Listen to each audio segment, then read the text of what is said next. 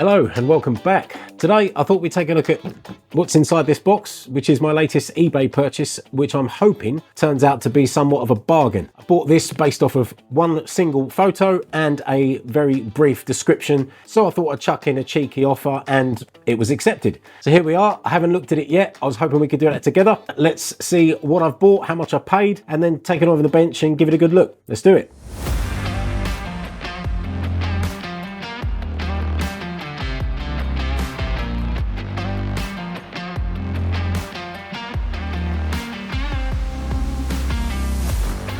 Okay then, should we take a look? I genuinely haven't checked this out for myself yet. The seller put it in this box. It was a collection only job. It wasn't sent through the post, but she left it outside. She wasn't going to be home, so she said she'll just leave it in a box outside on her doorstep and I can send her the collection code later. So obviously a very trusting individual, but that worked out totally fine. So great. The fact that you've still got people that trust people living in London is surprising, but nice. The only thing I have done is flick it forward and lift the plastic just to make sure it was what it was supposed to be. And before I open it, I purchased this off of one single photo of a small portion of the faceplate, as that's all that was on the listing. The listing had only been up a matter of hours, a £1 starting bid or a best offer. So I put an offer in and it was accepted. So I just made arrangements to collect as soon as I could and I went up there and grabbed it. So should we see what I got? And then I'll let you know. I've spotted something already. Okay, I won't do that thing. I'll just get it out. It is this. A Yamaha CR820 stereo receiver. Yes, it's another stereo receiver, but this time it's not Pioneer. So changing things up a little bit. I do like receivers. Okay, so I'll take it over on the bench in a moment and have a more detailed look at this and its condition. But yeah, just how this came about. There was a listing for another one of these that popped up on eBay with a £50 starting bid or a best offer option. So I looked at it and that one in particular had it had a missing front control knob. I think it was the first knob here, completely missing. I really hate missing knobs. They're really annoying. So unless you can pick the unit up for cheap, I normally don't entertain those units because you can end up spending so much money on a single knob, especially in the UK, because you have to almost always import them from America and the postage on top is just killer. But I put an offer in for that one and I think I put an offer in of £80 because postage was £10, so it would have been £90 all in for a untested or faulty receiver that had a missing knob, and the condition was okay, but I thought that was a fair price. When you're buying these things, I don't tend to buy things for the asking values that you see more commonly. These are normally up for sale for like 300-ish pounds. So unless I really wanted one of these for myself, I wouldn't pay that much. I'm always looking to see how I can buy things as affordable or as cheap as possible, put the time and effort into getting them working again, looking nice, and then sell them, and ideally make some money doing so. If you're spending £300 on an untested unit, there's no room to make any money at all. So turned out that one, it didn't happen. I put in the offer of £80 and very quickly was rejected. Not a counter offer, just rejected, which tells me everything I need to know. That seller, where their head is at for the price, is nowhere near mine. Otherwise they would have came back with a counter offer a little bit higher, right? But they didn't. They just rejected and left it. So I've done similar myself when selling things, asking £200 and someone sends you an offer for £90 or £100. I'm not just going to knock 50% off, and I won't entertain that buyer at all. I will just send a rejection, just no thank you. So I knew that that was dead. There was no point pursuing that one in particular, but it did spark an interest in me. I thought, oh, I wonder if there are any other CR820s available. So I put it in the search in eBay and this one popped up and it had been listed something like 3 hours prior. So it only just gone up and it had a £1 starting bid, no bids at that point, and it had a best offer option. No buy it now again. So no idea of price. I had one small picture to go off of. This is that picture. And based on that and the description, it was, I think the test that was carried out was plugged in, powers on, but I know nothing more about the unit. And I had that one small picture and it was collection only, an hour away from me. So I thought, well, I'll send a cheeky bid of £70 and see where it goes. Sent the offer across and within a few hours, the offer was accepted. So in the car I jumped and off I drove and I went and picked it up. So here she is. immediately I can see that this is it's been painted black. This should be, and you can see, I'll show you in a moment, we'll take it on the bench in a second, but they've painted the case black. Not a fan. Okay, should we get this on the bench and see how it's looking? And I'll probably hook it up to the dim bulb as well, just to see if it's all okay. So let's do that. But before we do that, I just want to give a big shout out to Trevor over at Trevor's Bench. Trevor is from Alberta. I'm not exactly sure where, so we're just going to go Edmonton. Correct me if I'm wrong, Trevor. And he works on vintage hi-fi equipment. He has more than 300 videos on his channel and has been consistently uploading for 6 years. So if you like this kind of content, go give Trevor a follow. And if you want to see yourself pinned, please hit the subscribe button. Let me know where you're from and I'll try and get you pinned on the map in a future video. Back to me. So over here then with my new £70 Yamaha receiver. I think we should just take a little look at the condition. So let's bring you in. So first things first, I think it's safe to say the faceplate actually looks pretty nice. It's not in overly bad condition. There's a few little marks there, a few little dinks at the end there, but you do have to remember this is from the mid 1970s, even though I think these have aged superbly well. So the faceplate, really happy with. All the knobs and buttons and everything are there, which is great because, like I say, I really don't like the missing knob thing. It's annoying. This is what I'm talking about, where you can see it's been painted. Usually, these are all that like walnut, the wooden colour. I think these are wood veneer. They are wood veneer. It's not a vinyl wrap. And then these are usually silver. Again, you can see they're normally silver.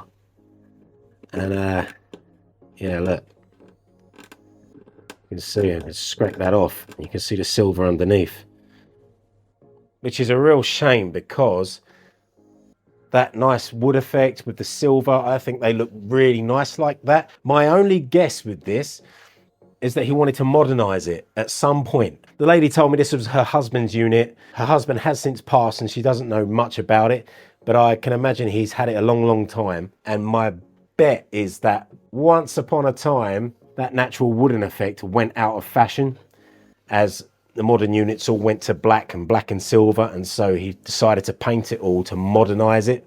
Yamaha have stuck with this kind of design on their faceplates ever since. I've got a modern Yamaha in my living room and it does resemble this quite a lot. If I've got a picture, I'll flash it up.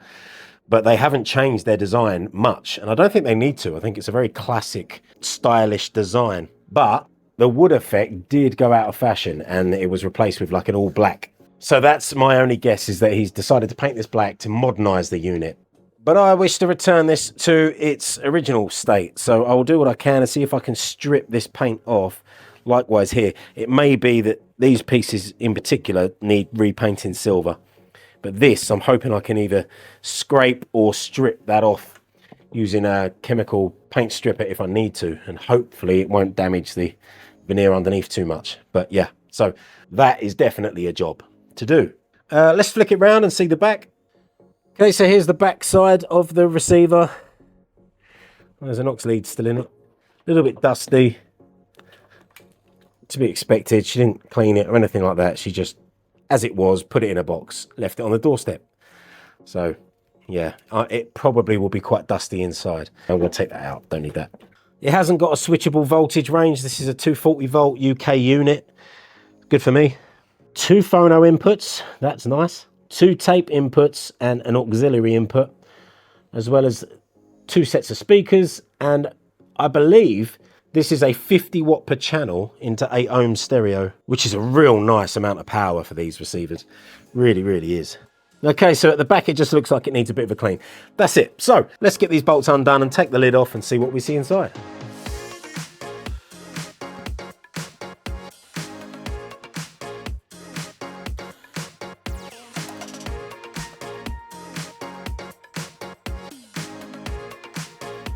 Okay. Quite a bit of dust. Let's get you in here, see if you can see. So dust feels like the order of the day. I'll show you what I mean. That one wipe, look at that. One quick wipe of that singular spot back there. Okay. Well, I'll do the same here. Look, watch. Yeah, there's a lot of dust in there. So let's get the vacuum out. Let's get that cleaned first and foremost. Let's see how I'll get on with this large vacuum first.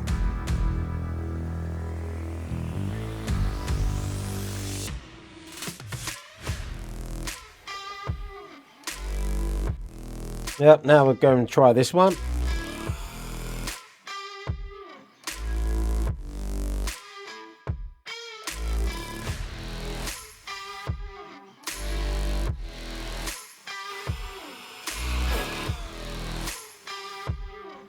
Okay, well I think that's got rid of the bulk of the dust, not all of it, and I could really do with going in there with some fine brushes and a vacuum, even my air blower, just to get out as much as I can, but I'm not going to do that in this video.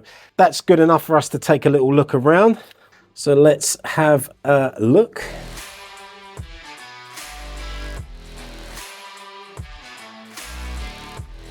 I'd say other than being a bit dusty, on the whole, it looks really, really good. There's no rust anywhere that I can see. No corrosion on the frame at all anywhere. So that's very nice to see. The tuning dial moves really smoothly, which is really nice.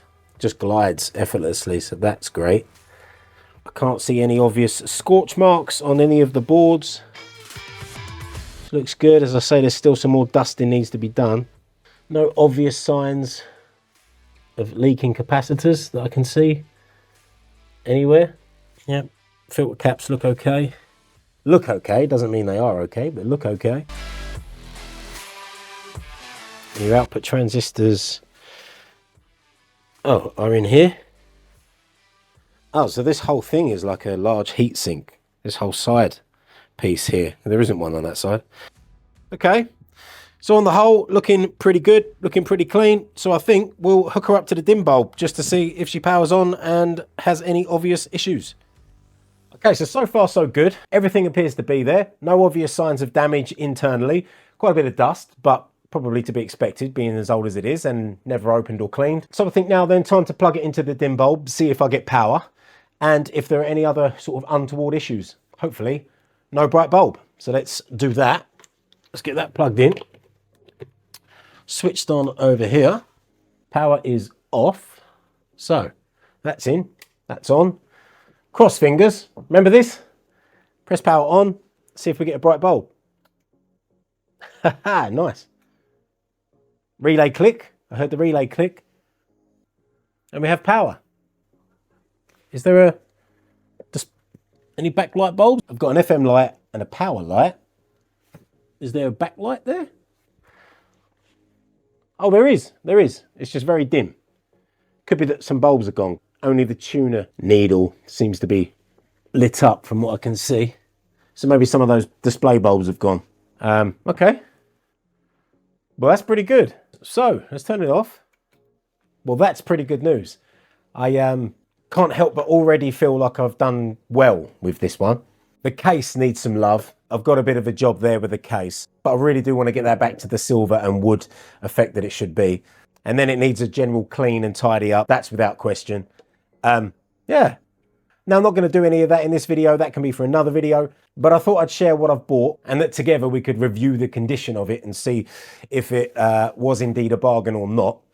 Given what I've seen so far, I think bargain, yes. I actually think that's a really good deal at £70. There's a little bit of work to do, yes. I think internally, it won't be a full restoration like what you saw on my SX838. That was sort of next level, full restoration.